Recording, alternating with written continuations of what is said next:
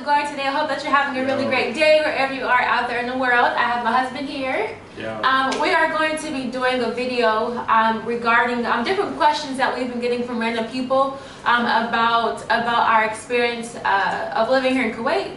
So without further ado, let's go ahead and get started.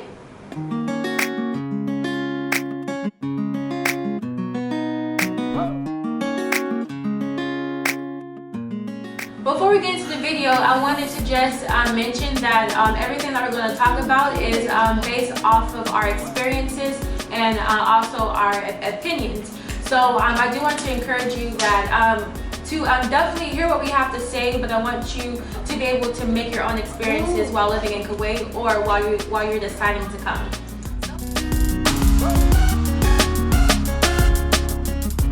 Of course, you'll need a valid passport because you won't be able to leave the country without it. And as well, of course, when you arrive, you're going to have to receive a visa. And there is different types of visas. There's visiting visas, there's family visas, work visas, and etc. The list goes on. And as well, those visas are also determined by your nationality. But if you want to have more details about that, I'll have a link down below so you can check that out. As well, I wanted to mention that if you are coming to Kuwait to work, your job should provide you a visa. So if they're giving you a runaround regarding it, I honestly would say you should probably let that job go and look for something else because your job should provide a visa. No excuses, they should provide it. In the processing of a visa or with the visa process, if neglected as far as like staying over past your time to leave, there are different penalties. One is a financial penalty which you will accrue a certain amount. The extreme penalty would be you can be blacklisted or as far as barred from coming to Kuwait. It's up to the immigration ministry or the immigration office to make that decision. And whatever they decide in that. So it doesn't matter if you were a day late.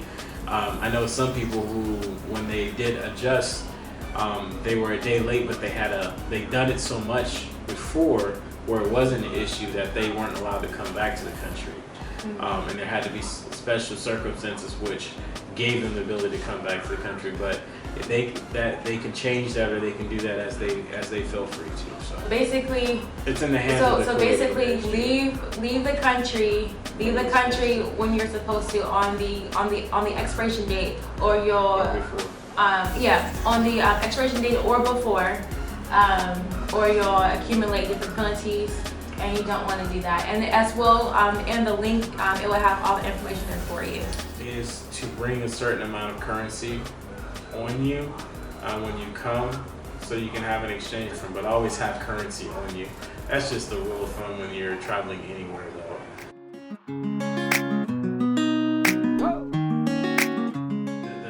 Whether it's expensive to live here is determined from where you're coming from. Where I'm American, so per US dollar, it fluctuates anywhere from 1 KD is equal to anywhere from 3.3 to 3.5 or 6 US dollars. Where in Indian ruble, it's an extreme difference. It's because our money is weighted different. Our currencies are weighted different. Well, my wife, I'm sure she's gonna have a link below of the an exchange app or one you can go to check. Like the physical dollar equated in our works in quarter system. So you have a whole, one half, a quarter, and that be your equated in our here. But they do have a ton of exchanges everywhere you go around here to be able to exchange your currency. One thing about money I would say is make sure that you talk to your financial institution to make sure that you're able to use your particular whatever current or whatever means of accessing money that you have. Make sure that it's able to be used here. The job market here is very diverse when it comes to employers. I'm not able to mention who I work for, but now there are many jobs that you can acquire here. You can work for the Kuwaiti government. You can work for different military bases that are located here. You can work for U.S. companies that are stationed here, whether it's one working with a oil company. I mean, there are a lot of companies that bid on contracts to work in Kuwait, regardless of whatever sector it may be in. You know what I mean? And so they have people like, there's a gentleman that works here who was brought here by Texas Law Enforcement, who's a U.S. citizen. You know, and so there are many people here in different areas. So they have a very diverse, not just personnel-wise, but diverse when it comes to company ownership. Well, one of the things too is just like Kuwait is a technologically savvy country as well, so they do have technology. One thing, just like there are Monster.com in the US, or even I think Monster stems into the UK in different locations, there are job websites that you can go to, put your resume in and say where you want to work, or check to see what jobs are available all over the world. You know what I mean? If you have a government and you know your government functions in a different country, not just here in Kuwait, but in different countries, there tends to be websites that the government actually has that will have jobs that are available to the public. So we'll have, like my husband said, there's like so many websites that you can go to. I will have like a couple linked down below if you can, of some websites that you can check out. My experience working here in Kuwait has been an interesting one. It's had its ups and its downs, because the process is a unique process, because we're in a different culture. We're used to a certain order in the U.S., which is different here when it comes to processing and how they get things done. Some good and some not so good. But you know, it's been a great experience. You know what I mean? It opens up your world view. I work with a lot of different people from different countries and different backgrounds. Actually, one guy has citizenship in like 3 different countries. And you know, so when you listen to certain people talk, it's a very different experience than working in the States. So, you know, so yeah, it's an interesting thing. It's great though. It's a really great experience. You have loans here. Now, it was highly suggested to us not to get those loans. Yeah. Not that they're bad. I mean, it could be helpful depending on your circumstance. However, see, loan, you have to understand that, you know, with a loan, you have to pay that back. You know what I mean? If you don't, it can lead into repercussions like we mentioned with the visa, where you're visiting a country, even though you may have a temporary residency here, you're still not permanent. You're not a permanent resident of this country. So to have that type of route now, and also understand, because if you're working here as a foreign national, your job is not always guaranteed. You know, it can be anything from your company losing the contract, or it could be a decision by the council or the ministry to say we don't want any more contractors here, or anybody that's not Arab or Kuwaiti, which I highly doubt that would happen, but it could happen. So you just have to be mindful of those things, like that could happen. So just be mindful of that. If it works for you, it works for you. My opinion is, if you don't need one, don't do it. It's not worth it. So basically, like, we've heard a lot of stories about Americans getting stuck here because they have taken out so many loans, so many different credit cards and stuff like that. Like, to be honest, this is just our opinion. If you are able to buy something, we will recommend to buy it offhand. Like, if you have the money, like, pay for it like in full. But if you don't, just, you know, save up for it, because you don't want to be caught and not having a job and not being able to pay for it, and you're stuck here with so many different loans and stuff you got to pay off, whatever. So I mean, this is just our opinion, but if you're balling and you can afford it, go ahead. But I recommend you guys not to do that, because you don't want to be stuck here with so many different loans and credit cards and stuff like that. Just a little small tidbit, not too long.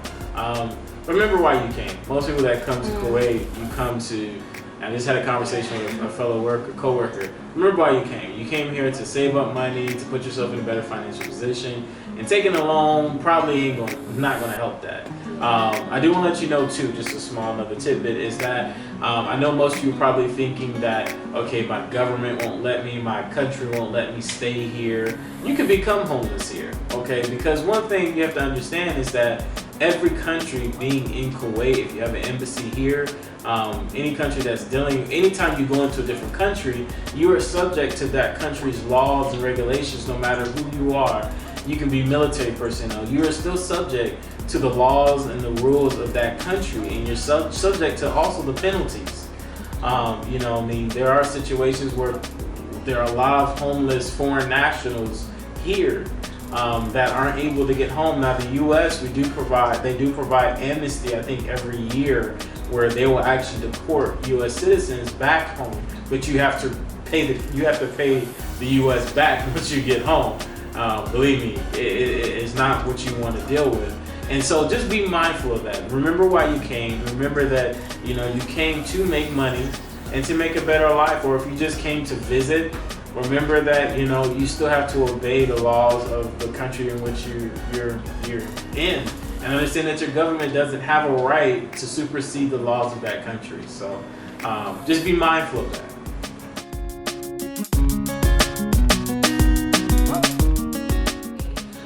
They have like different grocery stores. Like they have really big stores and really small stores. There's like a Lulu store, and that particular store is my favorite because there's like a lot of like American type foods. As well, there is the Salt Center. They have big ones and medium sized ones, as well as a co-op and Bacalas. Bacala. Yeah, Bacalas are like corner stores, if you will, that.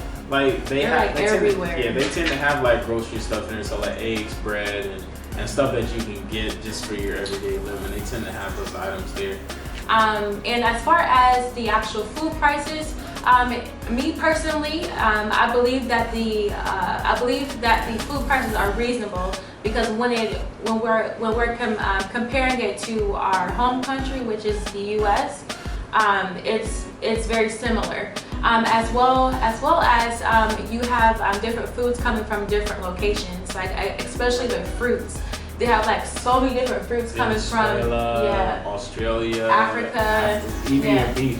Because there's different foods coming from different locations, the prices vary. So that's why I personally do believe that the actual food prices are very reasonable, as well as like you know, you'll come in with a budget, know what you want and don't want, stuff like that. And as well as I do believe that the food quality is really, really good here. Of course, you'll come along with some fruit that's rotten or bad or whatever. That's normal in any type of grocery store. But as far as just as a whole, the food quality is very, very good. Unfortunately, if you're looking for pork, you can't get pork on the economy of Kuwait because that's against the law. Because this is a Muslim country, unfortunately, you can't get pork. Pork is so yummy though. But as well, that's what you would mention. We were recommended when we first came here not to drink the water from the actual faucet of your sinks. I don't mean to offend anybody when I say this. Okay, so yeah, we were told that, and one of the things I've learned since being here, and not just, you know, and working with different people who come from different countries, is that, you know, living in a country your whole life, your body's used to a certain thing. Mm-hmm. And so like with the water we drink in the States, if there's certain chemicals, certain things in there that purifies, and not just the puration system or the filtration system. Here, there's a lot of halal, so they don't believe in putting certain chemicals into their food, to the water, so it's different. And so one of the main reasons why it's hard for us to drink the water would be because our body's adjusting to it. And the same thing with the food as well. So basically, I love that my husband explained it that way. So basically, because our bodies are used to something else different, coming to a different country, your body can react differently. So that's something to keep in mind when you go to any country. Yeah. Not just Kuwait. It's just we cook with bottled water. Cook with purified bottled water. They have so much water because it's so hot here. But we were just told not to drink the water from out of the actual faucet itself, and just drink purified bottled water. Something else that's so awesome here about Kuwait is that there is a lot of restaurants that orders to your door. So there's this app that's called Talabat. And you can basically order from like Burger King, Olive Garden, Fridays, Applebee's. There's like so many different type of Toll House, so many, Terrible Coffee, anything that's in your general area, you're able to really order from. Most everything that's in your food wise, and even some bacalas will deliver through Talabot. yes, yes. So basically, like there's like so many different restaurants you can order from. As my husband said, there's like a grocery store you can order from. But you'll see when you put in your location of what can be ordered from and what not in your general area.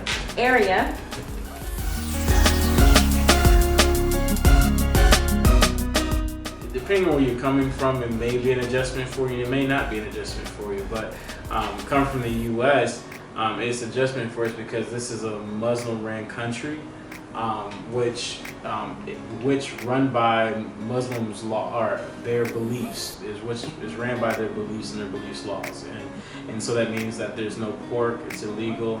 That means also that cohabitation outside of marriage is illegal. That means as well no alcohol. It's part of their beliefs, and also halal, that there are certain things that they cannot eat inside of their food or cannot have inside of their food, and what they're allowed to have. Even from their holidays, even the holidays that are celebrated from Ramadan to the Prophet Muhammad's birthday to different things. So your living here is subject to those things, and I would encourage you to do a little research and to understand how to respect or how to show respect. Like there are certain things that I've learned just in sitting down and drinking tea. Like for example, quick example is when you're drinking tea or when you're invited to drink tea, it is customary to introduce yourself until everyone introduces, or to introduce yourself to everyone before you sit down and to drink tea. And there's a certain way you handle the teacup and things like that. So it's important to understand the culture or to have some type of knowledge of the culture. And I know one thing that we should do, and that we, and I kind of beat myself up, is that learn the language as well.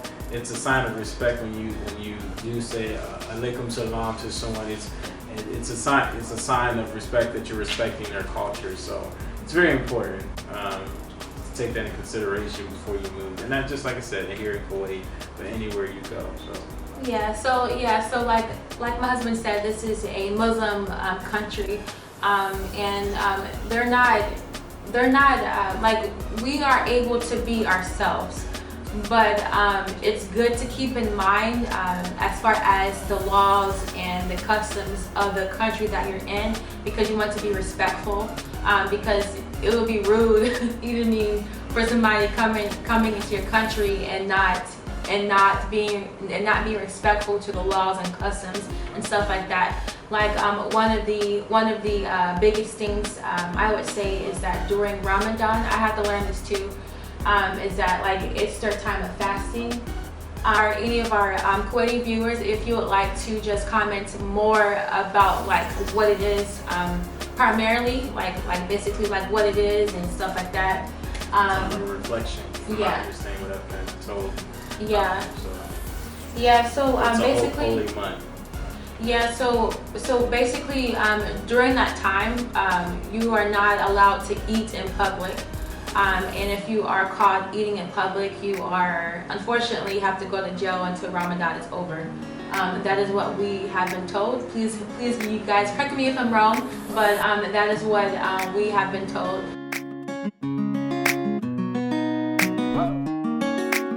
Okay, so I wanted to talk very quickly about as far as living, as far as apartments here in Kuwait, like housing and stuff like that here in Kuwait.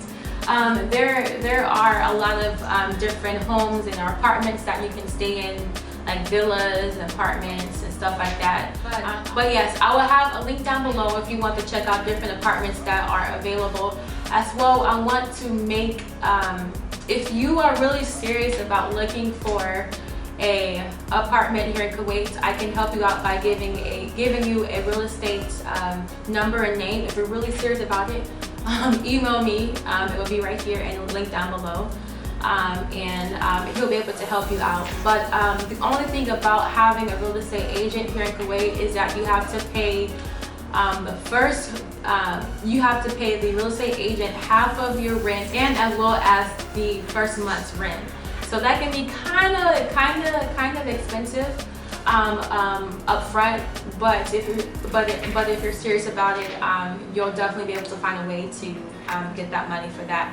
Or you can just drive around drive around like we do in the States and just walk up to places and see, hey, are you renting? As well, I wanted to mention that when you do receive a apartment here in Kuwait, all you are paying for is just the actual rent. You're not paying for water, electricity, or anything. It's just the actual rent. Because like in the States, we're so used to paying for the lights, for the water, for the gas, for the trash, stuff like that. But here in Kuwait, all you have to do is pay for is just the actual rent, which is so awesome.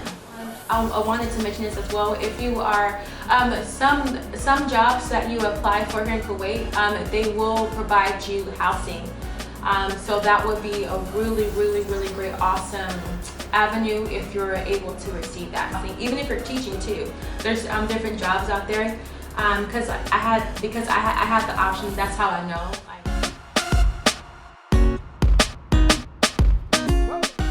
Okay, very quickly, I want to talk about the transportation here in Kuwait. Most likely, your job will provide that for you. As far as maybe you'll have the option to carpool, or they'll have a van for you, or you can take a taxi.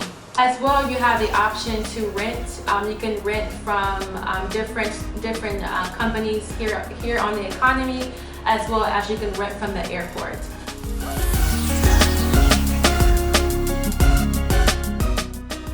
Unfortunately, we were going to my parents' ministry here in Kuwait, but unfortunately, my pops passed away, so my mom moved back to the States, so we're not going there anymore.